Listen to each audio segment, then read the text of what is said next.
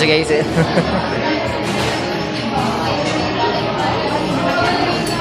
Nakakatawa kasi magkakasama po sila, si Lolo lang ang wala. Dapat nang take out pala tayo kay Lolo.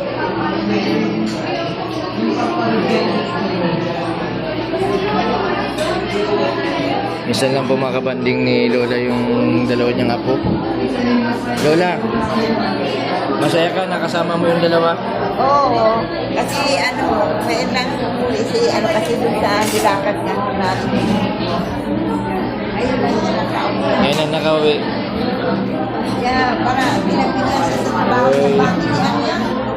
Nakauwi dito pa.